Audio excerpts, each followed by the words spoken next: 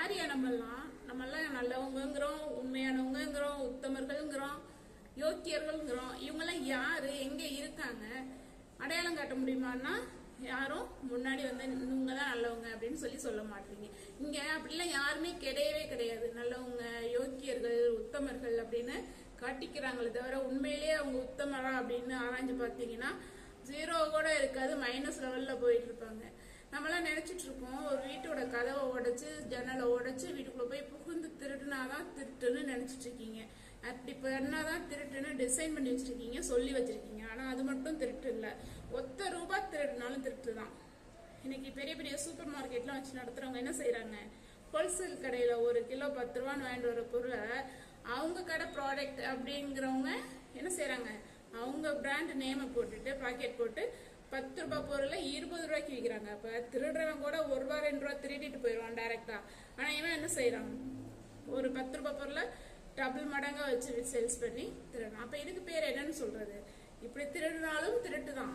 இது நாகரிகமான, இதுக்கு பேர் வியாபாரம்னு பேர் வச்சிருக்கீங்க. இதுக்கு பேர் வியாபாரம்.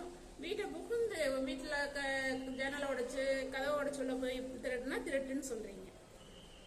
இந்த வியாபாரம், பிசினஸ், தொழில் இப்படிலாம் சொல்றீங்கல்ல, அதெல்லாம் 100க்கு 200% திருட்டு. மனசளவுல செய்யறதும் திருட்டு தான்.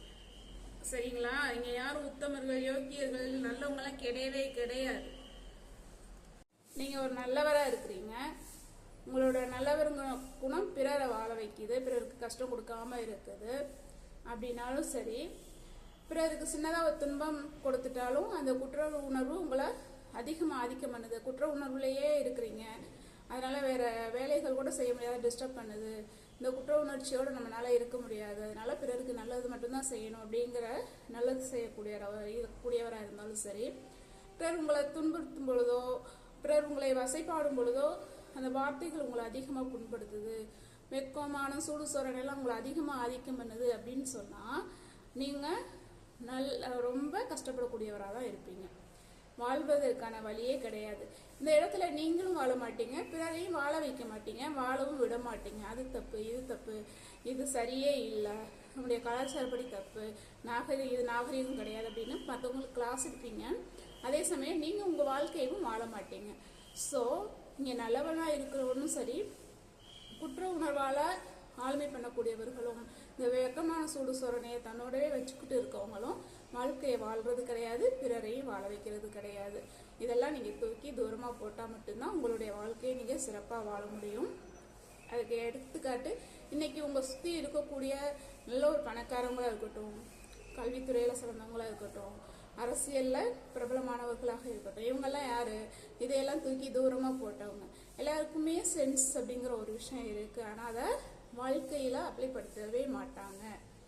திடீர்னு எமோஷ்னல் ஆகிற யாருமே, திடீர்னு கிடையாது, சடனாக எமோஷ்னல் ஆகிற யாருமே வாழ்க்கையில் ஜெயிக்கவே முடியாது. ஸோ இந்த எமோஷ்னல்ங்கிற விஷயத்தையும் நீங்கள் ஓரமாக ஒதுக்கி வச்சாலும் உங்கள் வாழ்க்கையில் ஜெயிக்க முடியும்.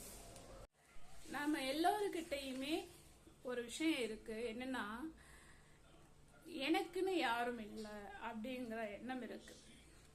நீங்க உங்களுக்காக யாரோ ஒருவரை எதிர்பார்த்து ஏங்காதீங்க. யாரோ ஒருவருக்கு அந்த ஒருவராக நீங்கள் இருங்கள்.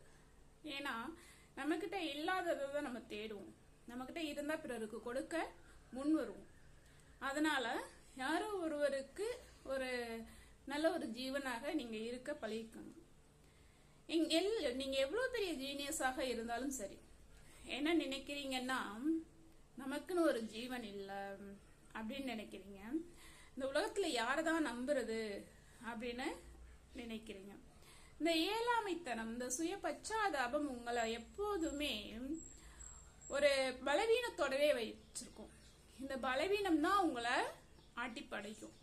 இந்த உலகத்துல எவ்வளவு பெரிய ஜீனியஸா இருந்தாலும் சரி, பெரிய பணக்காரனா இருந்தாலும் சரி, எல்லாம் அறிந்த ஒரு அறிஞனாக இருந்தாலும் கூட நீங்க இந்த சுய பச்சாதாபத்தோடவே இருக்கிறதுனால மிகப்பெரிய பலவீனத்துக்குள்ள போயிடுறீங்க. அந்த பலவீனம் உங்களை ஆளுமை பண்ண ஆரம்பிச்சிடும். ஸோ யாரையும் எதிர்பார்க்காதீங்க, யாரை நம்பணும் அப்படிங்கிற கேள்விகளையும் வச்சுக்காதீங்க.